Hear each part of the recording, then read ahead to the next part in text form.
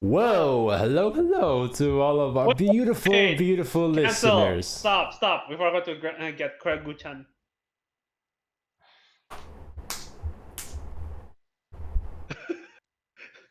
Okay, I'll get Craig now. I'm so disappointed in you. What do you mean? Okay. It's so Now recording. my ear. Okay, here he is. Okay, thank you. Okay.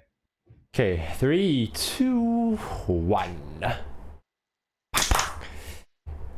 Hello. Hello to all of our beautiful listeners. My name is Willie Kun, and I'm joined today here with Billy Affleck. Yes. Billy Affleck. Don't you mean Billy Hunting? Billy, my name is Willie Hunting. Get it? Because it's Will Hunting. You see how it rhymes now? Okay, anyway, moving on. Moving on to the actual film. We're back!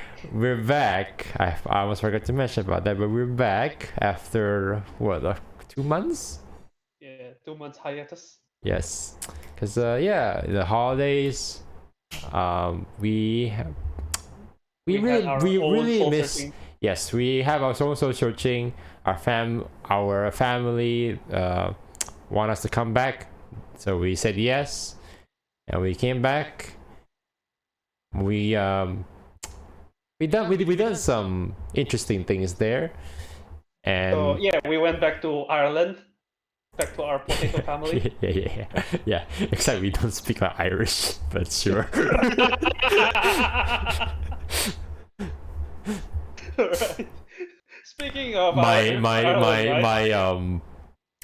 my beer consumption is still I think you can safely say it's below 0.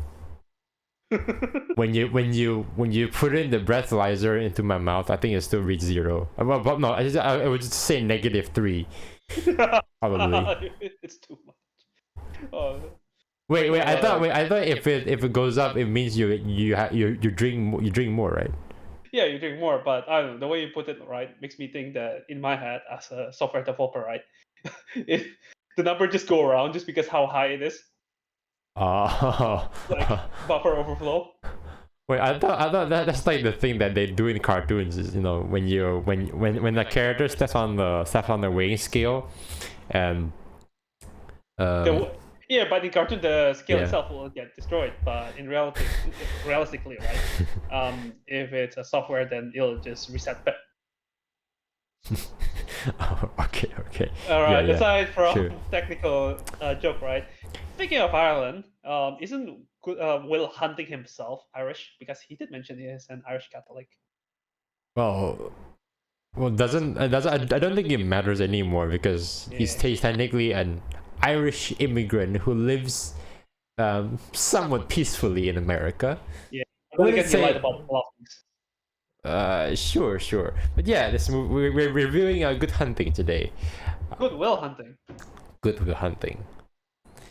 It's a very wholesome movie, I would say, and it came out actually I think 2 years before I was born. Just really nice detail there. Also a year. Wait, no, I think it's a year after you. Yeah. Oh, okay. That you know.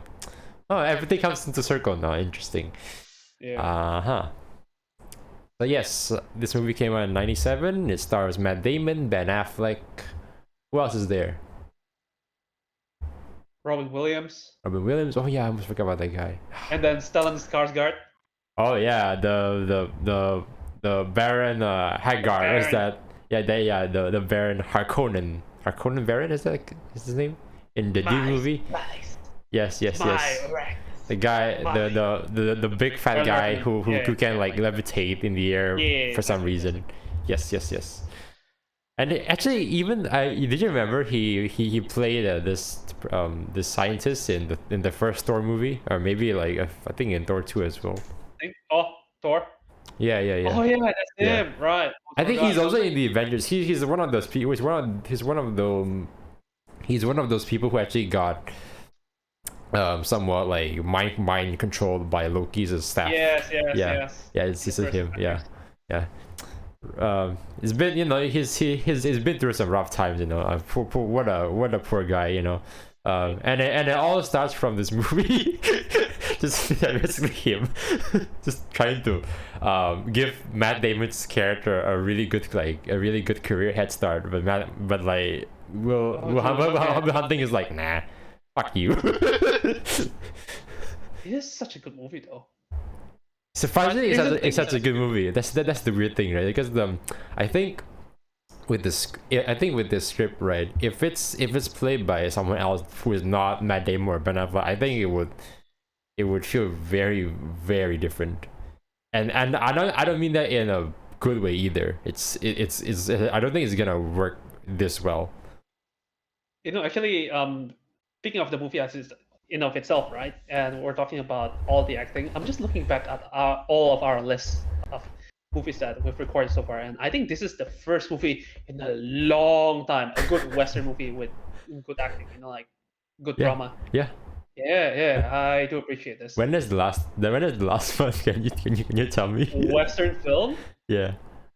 I don't know. I mean, we watched Ambulance, which is it's definitely not Oscar worthy.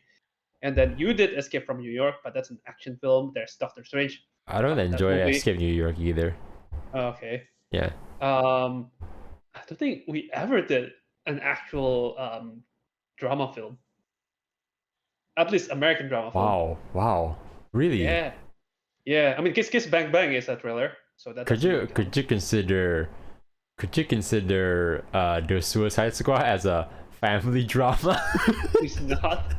Oh, you're saying Twisted Pair, a family drama? That could be considered too. You know, if you really stretch it out. In Neil Breen's mind, probably Twisted Pair is a thriller. Oh yes. A very intense thriller. Yes. Oh, I got chills down my spine, man, when I'm watching that. Okay, but yeah, I do appreciate this, and I think this movie came out around the same time with Shawshank Redemption, or am I nuts? Oh, really? No, really? I have no idea. The Shawshank Redemption. I think no. No, it's 3 years after Shawshank Redemption. Yeah. Anyway, let's hey, we're talking about Good Will Hunting. We're not talking about Shawshank Redemption. Let's talk about what we like about the film. What do you like? Huh? Here's the thing, right? I did watch a movie like 10 years ago. I won't call it torture genius, which is something that it's a trope that's overdone, but more like a genius who not really doesn't realize his true potential, but more like he just doesn't give a shit about it and just waste it away. Yeah, and I really like all the interactions that between Matt Damon and Robin Williams. Rest in peace, Robin Williams. And I don't know, watching the movie actually makes me sad to lose Robin Williams. Like so much talent. Yeah. Dude, all of his jokes actually crack me up. Oh yeah, especially like my favorite one is when he is like talking about his wife just getting out in the middle of the night out of nowhere. Apparently he went off script. Oh, that was improvised.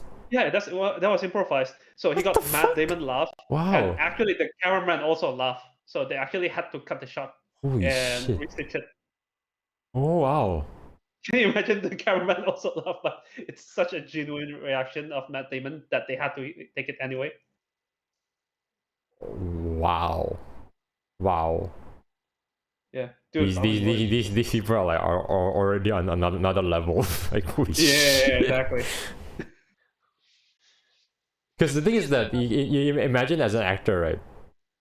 You not only need to memorize your lines, you not only need to get yourself into the character's shoes, but if you have the ability to actually, because the thing is that when you write a script, right,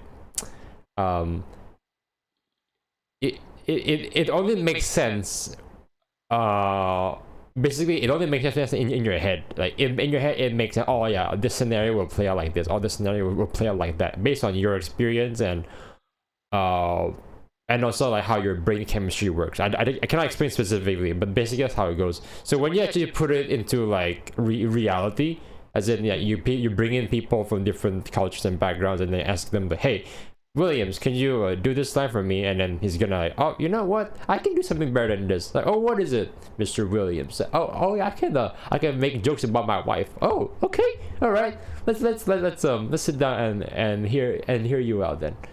Then he pulls up the line amazingly well. Yeah. And honestly, right? I wonder, is it actually hard to play along with Mr. Williams? Yeah, are you saying that he's a very tough person to like work with, or what? No. It's not like a tough person to work with. I'm sure he was a very nice and generous person. But I'm just saying that, let's say you as a fellow actor, right? You have to follow his lead with his improv. Can you imagine being Matt Damon? In that situation. Oh right? yeah.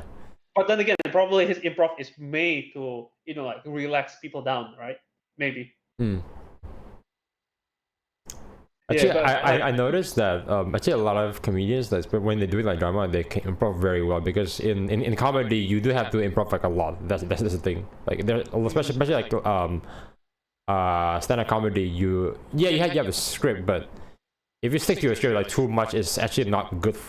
When you want to deliver like your jokes, especially exactly. Like there are some times where I noticed that like if you've been to enough stand-up comedies, you're going to like this comedian will just like point out like this person's like, oh yeah, hey hey this Asian boy,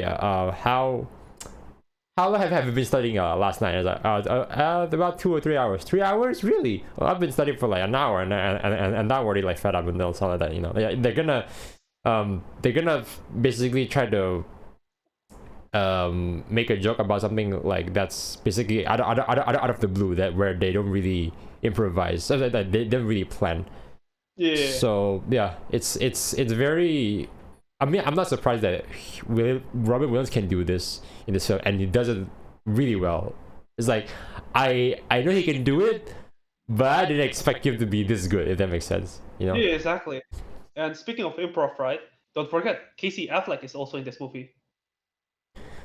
Ben Affleck's little brother. But the thing is that I think for him, right? Because he doesn't have a lot of lines anyway, and he's just there just to be like a background character. Well, he doesn't have a lot of lines, and also, yes, he is a background character. Actually, Ben Affleck and the director agree that his improv line is actually much better than the original script. Just playing as this like pathetic little kid.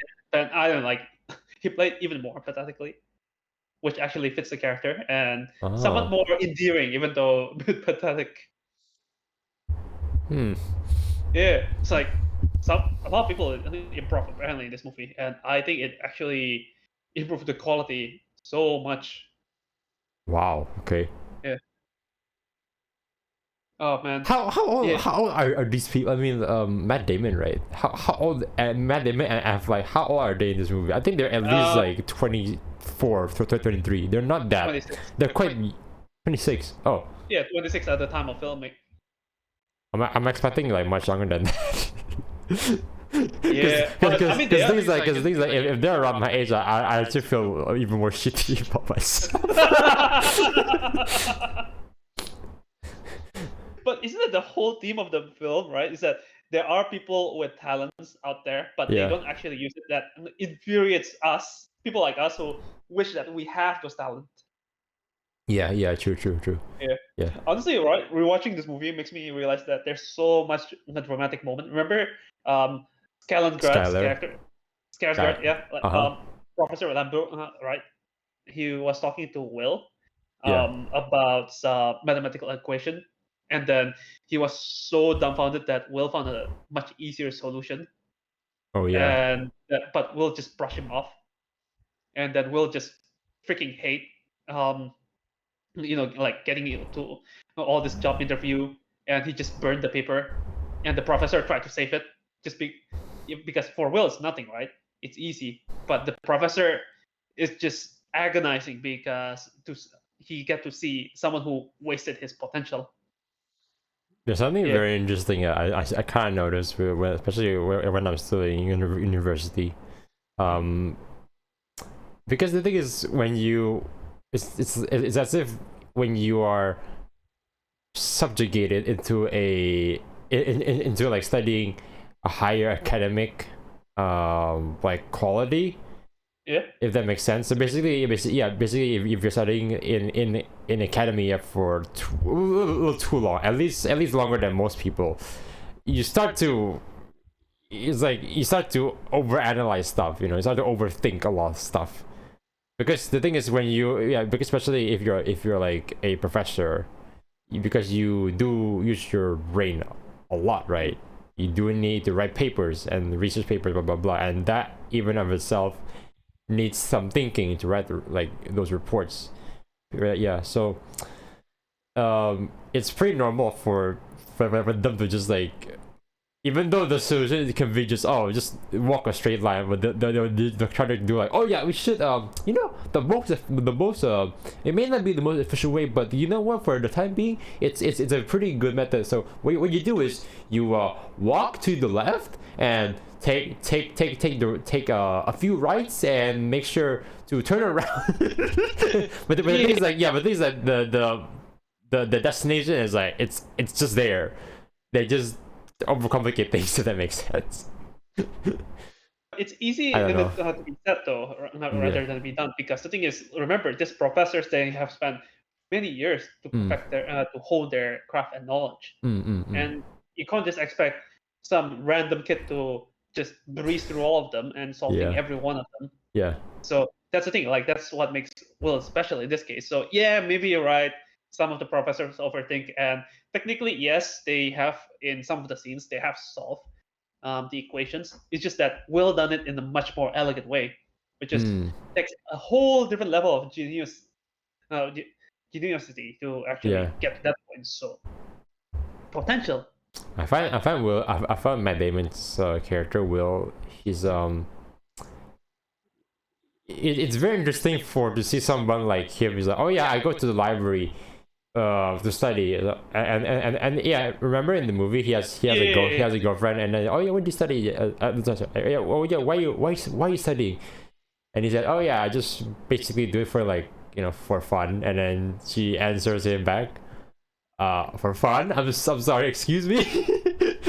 Yeah, exactly. And he said, well, yeah, I mean, it is pretty fun to to learn new things. And then she just said, well, people study. Well, yeah, it can be fun, but the thing is, most of the time, it's a very very stressful process. Stressful process. You see. I'm sorry, I'm trying to have a terrible British accent now. But my point is, Skylar speaks for most of us. We study because we have to. Yeah, we study because we have to, and I understand from the perspective of some people when you see people of potential and then they just waste it away, right? Yeah. But yeah, we study because we have to, and because we want to strive, but we have to put the effort in, and then like someone just breeze in, just take a look at it once and then just click to them. Although it actually makes it more poetic. Remember the scene when after what's the doctor name? Like Sean and Will having an argument because Will can't figure out what he wants in life, and then Will just decide to go back to work at the construction site, and his friend Chucky just told him that he wants Will to be happy and just go out there, leave the house, see the world, and be better off. Oh. Yeah, that's a very good scene. I forgot that it exists at first. Is it the scene where Ben Affleck's character tells Will to just say, "Hey, I want the next time I knock on your door, I don't want to see you like walking around." Is it that one? Yeah, that's the one. Oh yeah. Oh man, that when he delivers that line, I was just, oh man, is this gonna be the last time they're gonna see each other? I was like, oh yeah, it is. And once Ben Affleck's character knocks on his door, and then when he's trying to peek in, it's like, oh, he's gone. And then you can tell that he's really happy deep down inside. It's like, oh yeah. It's a bit of a mixed emotion, but yes, at the end he's happy. I mean, definitely it's like It's like it's like you're seeing your friend finally, quote unquote, made it in life, that kind of thing. Yeah. So they're Yeah. basically like in a way successful. But I realized. so you feel sad because you won't be able to spend as much time with them anymore. But you're also happy that, hey, you know, things work out for him. You know, you're supposed to be happy because Yeah. he is doing much better now. So One thing that I find peculiar compared to most drama film, right, is that usually in drama film there's always someone who's being antagonistic, right? But honestly, there's almost nobody being technically, Will is the antagonist if you think about it. an antagonist and the protagonist. He's the antagonist Something, himself. yes. So I find it very interesting that it actually break the mold. Like it's a very rare format, right? It's getting more common these days, but I mean back then, yeah, it was definitely very rare. Well, it's more like you're saying the main character is the antagonist, so basically the protagonist and antagonist is put into one, but the conflict is always like this person gets that person. But in this film, the conflict is actually revolved around the professor and Sean, right? Their disagreement on how they should handle Will, because both of them want the best for Will, right? Where the professor want him to, like to contribute to the world and then be better off and to use his potential to the full, while Sean just want him to be happy, like internally, and be like do something that what Will's passionate about. So that's a funny thing, right? The conflict is just about the well-being of Will, and also Will himself just being, I suppose, what do I call this? Emotional immaturity. I think it's less than that. It's more like he doesn't know how to handle his fear, his insecurity. Yeah, and it's like it's different. Or maybe I didn't read enough Shakespeare. Maybe Will can actually help me on that one. The Matt Damon Will, or which Will are you talking about? Matt Damon Will. Or real William Shakespeare. William Shakespeare. You're gonna knock on his grave, huh? Say, hey, get up. Yeah. write me a new poet, my master. Or don't you mean Will, who is a World War II soldier whose brother died in many different accident situations, and apparently he's stuck on Mars next to a black hole? Or is it the Will that you're talking about, who's a oh my god, I'm getting sick of this joke. Okay. The Will, the Will who is basically a made up character by Tom Hanks in Castaway. He basically put this. He basically is it like his character's blood? He just like plays it onto a volleyball. Yeah, it's Wilson though. And then he calls it Wilson. Yeah, that's also another Will. Jeez. Oh, don't forget about the Prince William. That's also another Will that people I'm pretty sure know about. Okay, enough. Okay. This is such a brilliant joke. Am I right? I feel I can just come in. I can just so basically by tomorrow I will go to the local stand-up comedy show and deliver some of my very notable comedic lines that I came up today. They should throw cabbage and people are gonna throw cabbage at me. Actually no, yes. They're probably gonna be throwing a lot of sauce, a lot of ketchup sauce. Yeah. Maybe one person will throw chili sauce, and then I'll scream because it's stinging my eyes, you know. Oh man. Yeah. But yes, it's a very good movie. I'd highly recommend to everyone. Even as a date movie, it's also very good, honestly. Yeah, it's a good date film. Although, I don't know. I mean, it depends on your date, because I feel like it's a good drama film, but something about it doesn't feel like it's screaming for everyone will enjoy it. I don't know. Something about it feels a bit. Maybe at the start, it's a bit alienating, I think. Well, this is the reason why you're gonna have to be the person saying, oh yeah, just wait for the good stuff. just sit down, wait for the good stuff. Why you make it sound like it's a porn? That's on you, okay? I did not try to frame it in that way, but you can think what you want, okay? And another thing that I do appreciate watching a drama film once in a while, right? Yeah. It really try to like juice out everyone's acting skill, because if you notice it, right, there's a lot of long oneer.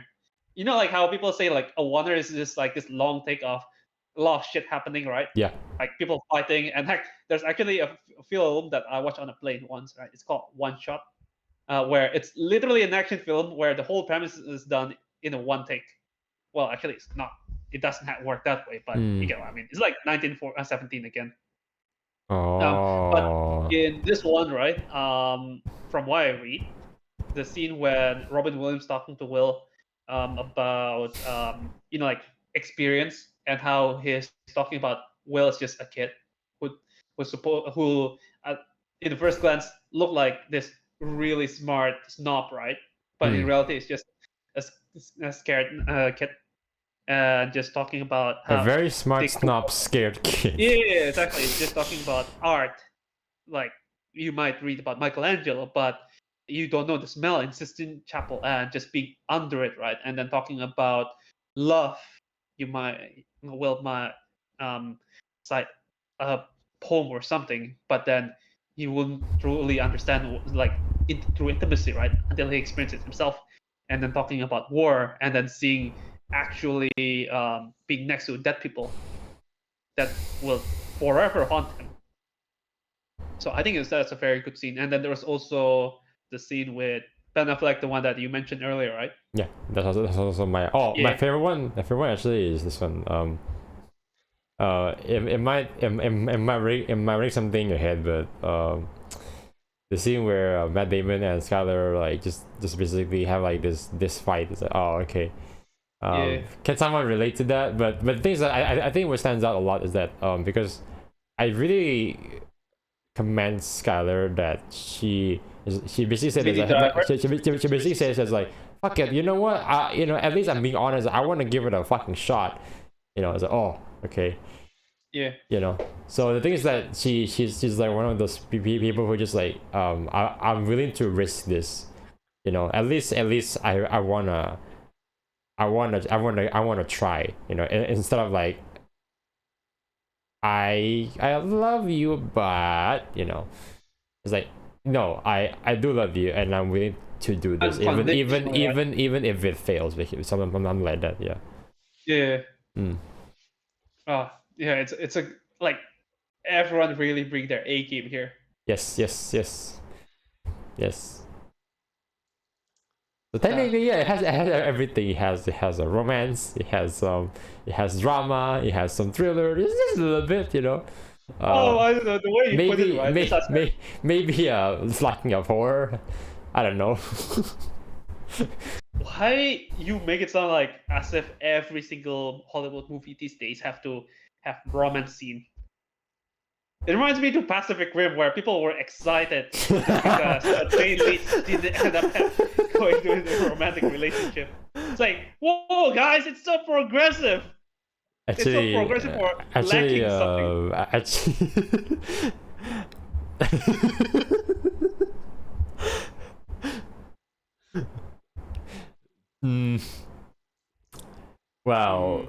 Well, I think if I'm mistaken, people did clap when was that guy name again? Cassian Andor and Felicity Jones' character. I forgot what's her fucking name. Jesse Jesse Irwin? What's her name? I keep forgetting. Are we talking about in Rogue One? Yeah. They both yeah. Wait, hang on. Were they kissing? I don't remember. I don't care. I don't care. I don't like the movie anyway. I like the movie, but I don't remember that particular scene. Okay. So I'm afraid we are running out of time now. So any final thoughts about this? I mean, yes, we both love it, I believe. But is there anything else you want to I don't know, any trivias? Oh yeah, bring that up again. Bring that up. Right. Yeah. I know it probably wouldn't stick well in today's age, but back then it's pretty funny. So apparently, Ben Affleck and Matt Damon are the screenplay writer, right? Oh yeah, But yeah. they were still looking for producers who will help them to make the movie into reality. But then they have a distrust that producer doesn't really care about the script. So what they did, right, is that they actually put in a gay sex scene that came in out of nowhere between Matt Damon's character and Ben Affleck's character. And the thing is, some of the producers that they went to, they didn't raise a single question about that particular part, except Harvey Weinstein. Harvey Weinstein, out of all people, point out like why the sex scene is there in the first place. You know, as much as he is technically a creep, just like Kevin Spacey and a bunch of other people, He did his job.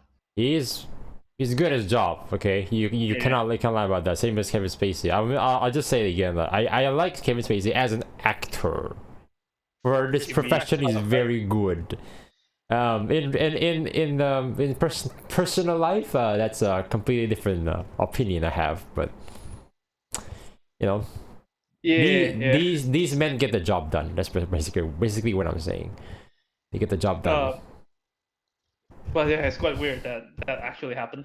Oh, and also Kate Winslet's supposed to play as the female lead, but then apparently she was too tired after playing Titanic.